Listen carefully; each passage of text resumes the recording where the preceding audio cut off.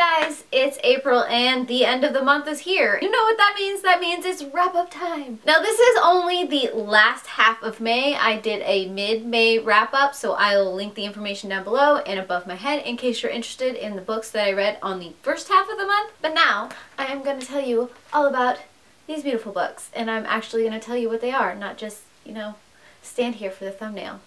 I'm just going to jump right into what books I read these last 2 weeks because I don't really think I have other information that I want to dump on you. So the first book I want to talk about is The 7 Songs of Merlin by T.A. Barron. This is book 2 in the Lost Years of Merlin. This is another book that, of course, I borrowed indefinitely from my parents. It has been sitting on my shelf for the past 3 years that I've been doing booktube, and I'm just now getting around to these books because that is my life. And I did enjoy this journey. I didn't like it as much as I enjoyed book 1 of this series. This one felt a little bit too juvenile for me to truly enjoy it. There were some very interesting facets that Barron brought into Merlin's life in this story, but there were times that I just wanted to strangle Merlin, and it pulled me out of that true enjoyment of the series. Now I probably won't go looking for the rest of the series unless they like fall into my lap or I stumble upon them at the library. So for now I am done with the series, though it was a fun, interesting journey to see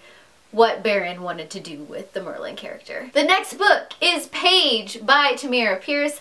This is book 2 in the Protectors of the Small series. This is Kell as she continues on her journey to become a lady knight. So it's a lot of information in a small little tiny book. Of course I am doing this for my Read Tortall read along, linking all the information everywhere in case you want to join. Beyond that, I believe I said this when I sort of kind of did a mini review over the first book in this series, First Test, that this reread I am enjoying the character of Kell a lot more than I did the first time I read it, just because I'm understanding her struggle of being a girl, being a woman in a very male-dominated industry. And here you get to see Kell grow up even more and really start to grow into a leadership role, which I really truly enjoy. So I am excited to get on to the rest of the series next month, the last 2 books.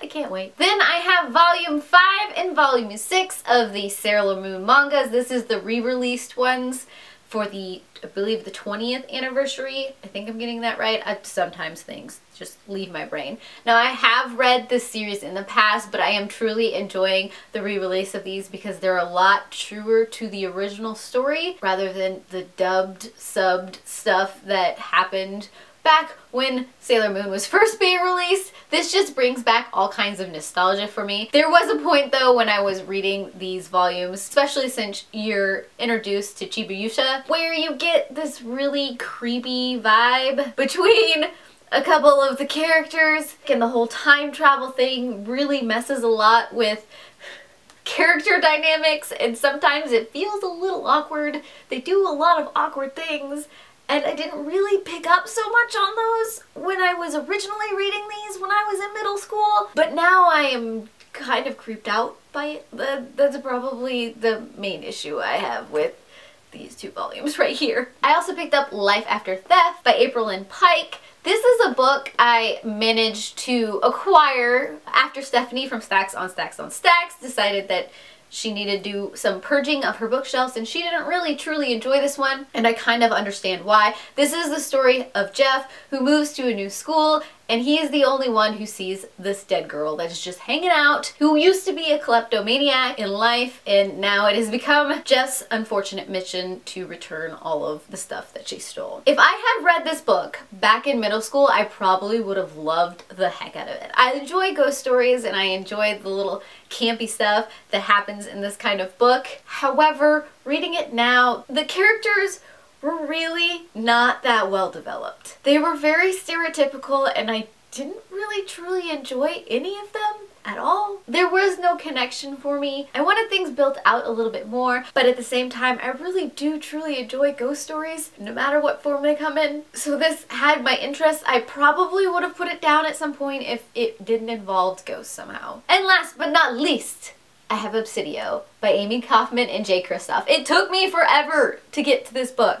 I did a review on it, so if you want to check that out to get my full in-depth thoughts, I'll just give you a brief overhaul of everything that was going through my brain and the synopsis of this book. So this is book 3 in the Illuminae files. So you have all of the people from both the mining planet and from the way station coming together, and unfortunately everybody has to turn around and go back, and they start to discover some things that are actually going on the mining planet. So you get more of that backstory. This of course is told in the same format as all of the other books, where you've got a little bit of everything, which I truly do enjoy about this series. The ending was very much a ending I would expect from this kind of series. Sometimes I want more. There may be the potential for more.